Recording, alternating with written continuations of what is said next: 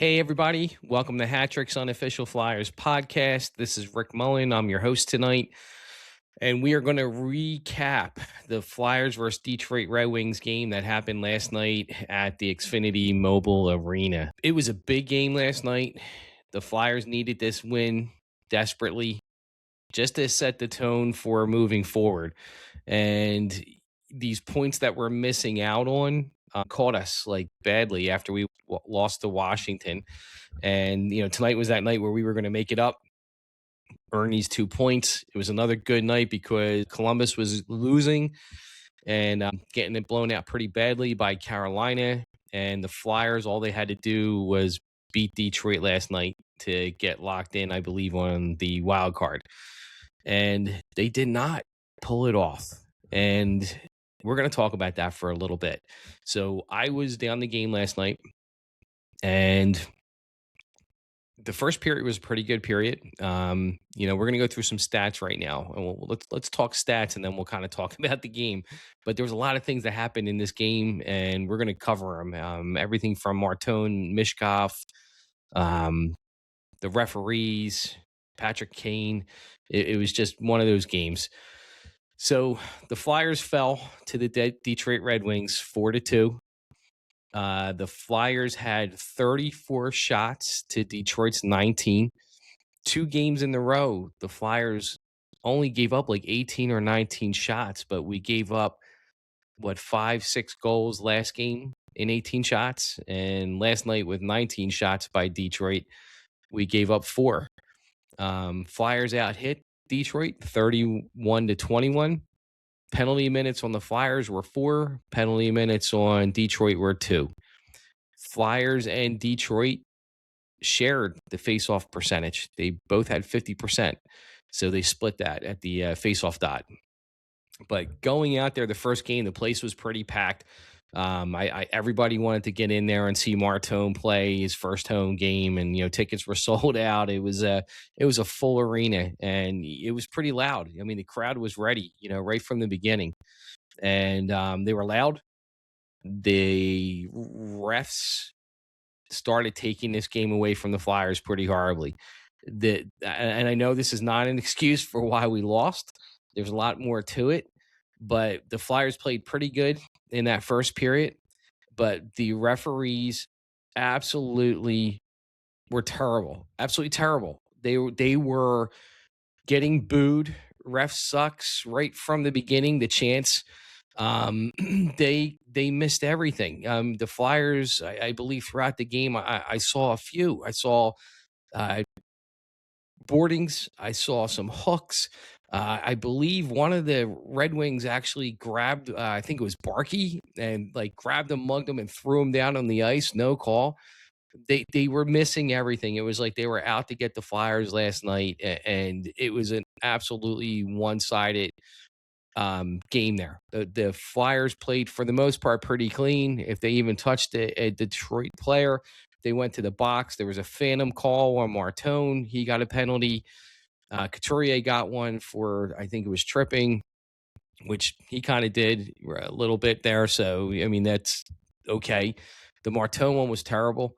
And then all the missed ones by these refs last night were horrible, just horrible. And I'm going to start with the refs because it's driving me crazy. I drove home from that game last night thinking yeah, we lost. Got it. But the refs actually changed the way that game was played. The Flyers may have gotten probably 2 or 3 power plays in that game. Not that they would have scored on it, but they should have had 2 or 3 more power plays in that game that may have just slowed down Detroit enough to not get a couple goals on us. And because they weren't called, that gave, Detroit more time on the ice, full strength. And it was just horrible calling. And then Martone, I guess, couldn't believe he got a penalty, and it was really weak. And he had said something to, I think the ref's name was Corey Beecher, if that's what I'm getting, because his name's blasted all across the podcast and social media right now for what he did to Martone. But Martone must have been questioning one of his calls or saying something to him, and this ref went over, grabbed him by his back, and yelled in his face. And if you can lip read, it looked like he told him to shut the up. and yelled at him like in his face, like unprofessional. That guy should be suspended. He should be docked pay. You don't do that. You just don't do that. If you're mad at a player and the player's not like in your face and there's no reason to grab him, one, you shouldn't lay your hands on him.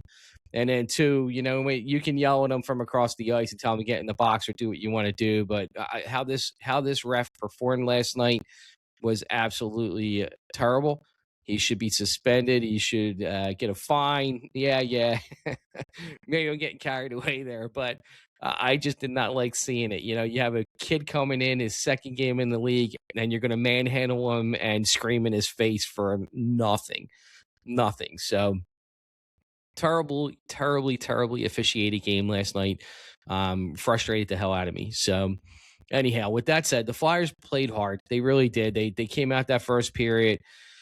They played hard. They fell behind. Of course, they gave up that first goal to Alex DeBrincat in I think it was like 1849 mark of the first. Alex DeBrincat scores. Alex DeBrincat always seems to score on us. He's a killer, just like Patrick Kane. Tyson Forster, like going into the second period, 31 seconds into the second period, Tyson Forster, who's back from a 41 game injury. He comes in, and I think Tippett went to take a shot, but kind of whiffed, and the puck rolled over to Tyson Forster. And in all honesty, Forster threw it at the net, but he didn't even have a really hard shot. He kind of just threw it, and it was kind of soft, but it really caught Gibson off. I guess it was like a change up in baseball. Kind of just floated in at him, went over his shoulder, and Tyson Forster's on the board with his 11th goal of the year. It was really good to see Tyson Forster back. He was missed. That big body. He's smart. He's got good hands. He's got a great shot. It was nice to see him. 18:29 left of the second period, or at the 18:29 mark of the second period, Lucas Raymond scores. Detroit goes back up 2-1, and it wasn't pretty. Like some of these goals, Urson definitely missed one of these goals that he probably should have stopped. It just seemed like same old. Like Flyers are chasing. We're going into the third period now. 9:37 into the third period. Patrick Kane, he gets one. Kane, the Flyers killer. That's all I can say. This guy, just when the game's on the line for the Flyers, Patrick Kane, if he's on the ice, always seems to put that nail in the coffin for the Flyers, and he did last night. Travis Konechny scored in the third period, made it 3-2, and then like a couple seconds later, Alex DeBrincat again scores his second for the night and puts the Flyers away 4-2. Difficult game to watch. It was frustrating. There was a lot on the line. When you watch back-to-back games like we just did against the Capitals, and you think, hey, that game we have to win, like they need to play harder, and then they don't, they lose. This game had all eyes on it, like, all eyes on the Detroit game. Like, this is the one. Okay, fine, we lost to the Capitals, but when we see the Red Wings on Thursday night, we got to take it to them. We got to get that win. We got to get these points on these other teams that we're chasing. And lo and behold, we come out and don't win this one either. And it just seems like that this team, when the game matters, when it's that one game, like you got to win this game tonight to get to the next level, they just can't seem to get to that win. I don't know if they're grasping their sticks a little too tight, or they're nervous, or what's going on, but it's not like they didn't have chances. They had 34 shots. They had a lot of time down in the Detroit's end. They just couldn't score. They just couldn't score, and it hurts when you can't score. And you have a lot of these veteran players right now that they're not really doing much in the last two games, So like Tippett didn't have a great game, but when you start really like watching, even with the Capitals, when you watch the Capitals and last night against Detroit, these teams are now trying to kind of like man on Tippett. Before they would play like a zone, and Tippett would have a good 10 feet where he could get the puck and start getting his legs moving and get down the ice and make moves and get the puck in the zones. But these last two games, if you watch them, pretty much the other teams are man on manning him. They're putting somebody really close to him, so when he gets that puck, he don't have the time to get those jets burning. And they're kind of, I think, marking him like McDavid. And it's funny to say that McDavid and Tippett in the same sentence, but that's what they're doing. They're taking that ice away from him, so he can't get those engines revved up, and he's not looking as dominant as he has for a while now. So they found a way to shut down Tippett. Konechny got a goal, which is real good. He's still on the board, and TK looks like a huge leader out there right now. He's leading the charge. He's helping protect the kids. He's doing everything he can to try to win. But then everybody else is kind of just gone. Gone. Like I question Travis Sanheim a little bit. I watched him last night, like break into the zone, and he went up the left side, and he had a perfect opportunity to just maybe cut a little bit towards the slot and like rip a shot. And instead he won't shoot. Like he just takes the puck deep into the corner, and he ends up losing it and going back to the point. But Travis Sanheim just kind of lost all his offense. He's not shooting. He's not trying to drive that net. He's just trying to go wide and I guess wait for something to create with other players, but it's not happening. So there's guys who have opportunities to shoot, and they're not shooting. I think TK was even doing that last night a little bit. He, I think, had a 2-on-1 with Dvorak, and he had a pretty good angle. And instead of taking that shot, he passed it over to Dvorak, and Devo just, I don't even think he got the shot off. So there's a lot of things going on, I think, with these Flyers offense. Matvei Mishkov, let's talk a little bit about him right now. He's been just gone. Like I don't see him much. He's not relevant to plays. He does make a really good play here and there where a pass, not a shot or anything, but he'll see something open in the ice where maybe somebody else wouldn't have seen. He lays the puck out there, and he's making some really creative plays. But when we have talked in the past about Matvei, and even when you see other people talking about Matvei, the first thing they're saying is like he's like a Kucherov kind of player, and that's a huge upside, which Mishkov is not showing yet. And I'm not saying he's not going to get there. Maybe he will, maybe he won't.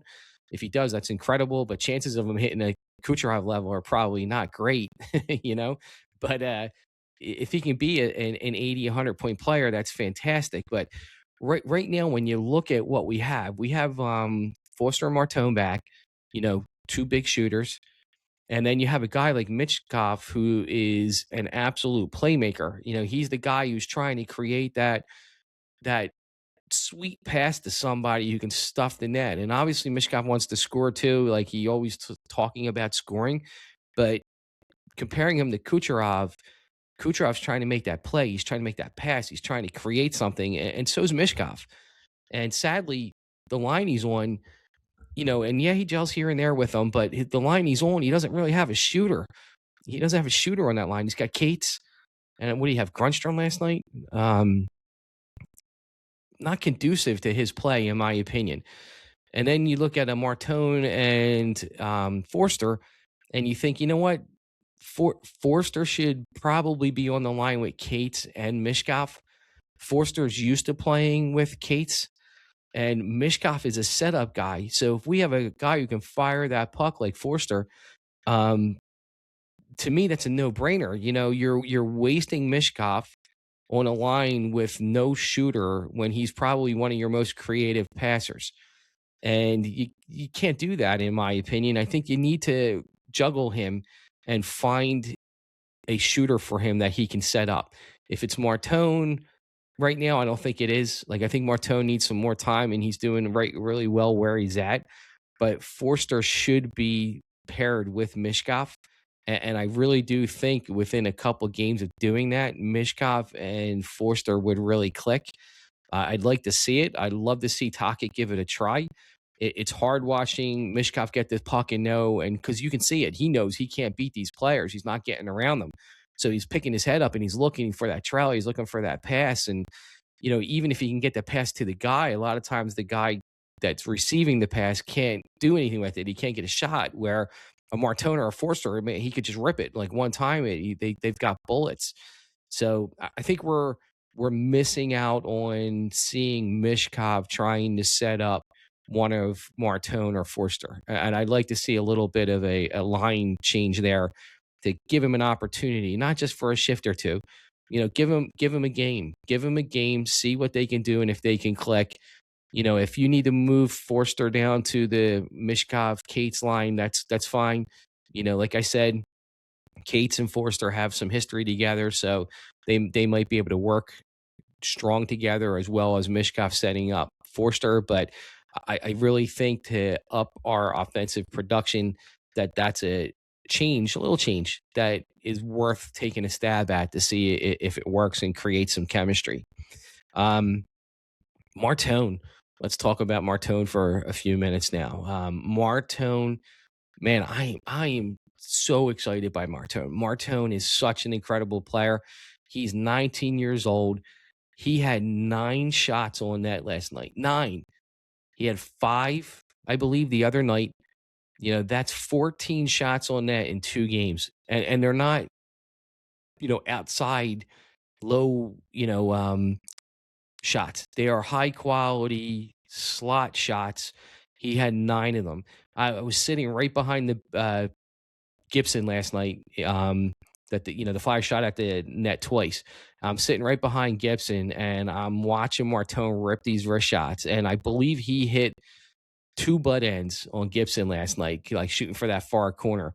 And sooner or later, they're going to go in. Like this kid has really good vision. He's firing that puck really well, and those 2 butt ends were luck. I don't. There's It's luck. The goalie didn't move. You just heard it, boom, smack off the butt end and deflect away.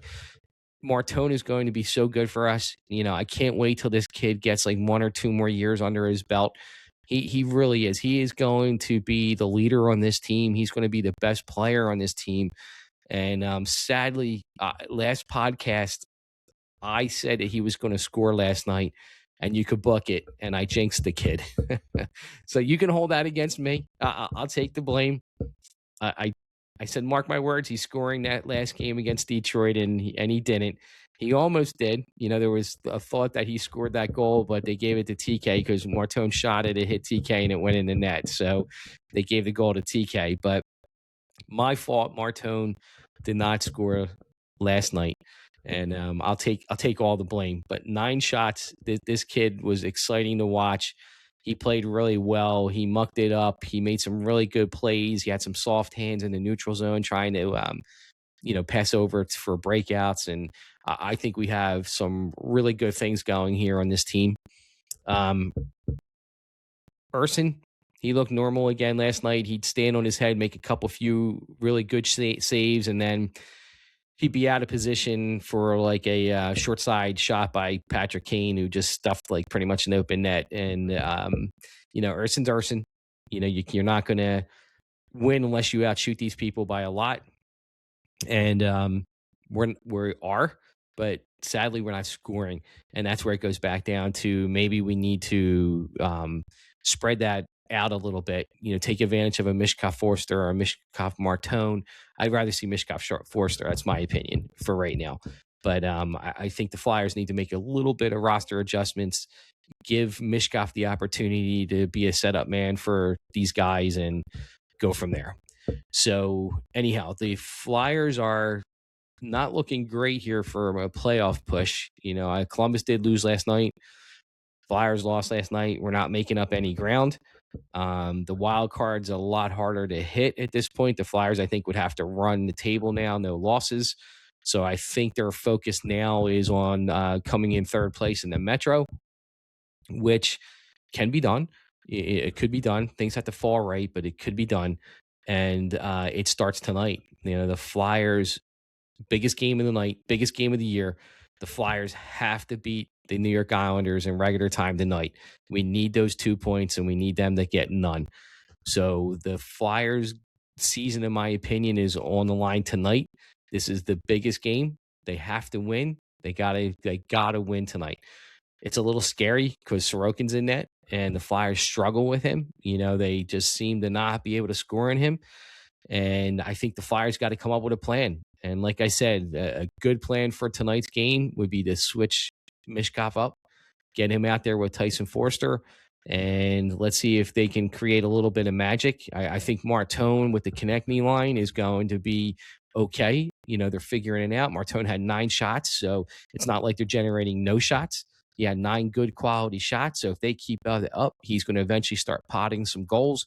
If we can get Mishkov and Forster together to get a little chemistry and see if they can pot a couple goals, I think it'll be a totally different team for us out there on the ice. So somehow they have to beat Sorokin. They got to get some people in front of that net. They're going to have to try to blind them. They're going to have to try to get some tip-ins, some rebounds, but they got to take it to Sorokin tonight. They can't be shooting from the outside.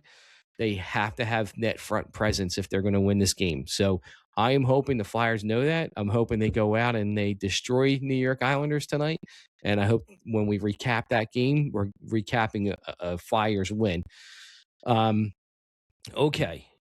Also, one thing, I went to the Xfinity Mobile Arena last night, and I've never been up inside the assembly room, not once. And I heard another show that I listen to a lot, which is Snow the Goalie and Rush Joy and Bundy and Ant talking, and they had said, "Hey, come up and see us at the assembly room." So I checked into the center or the arena, and I did. I went up to the assembly room, and man, it was a really nice place. You get to walk around a little bit. You got to see some. It was the closest I've ever been to the banners. You're basically, straight on looking at all the Hall of Fame banners.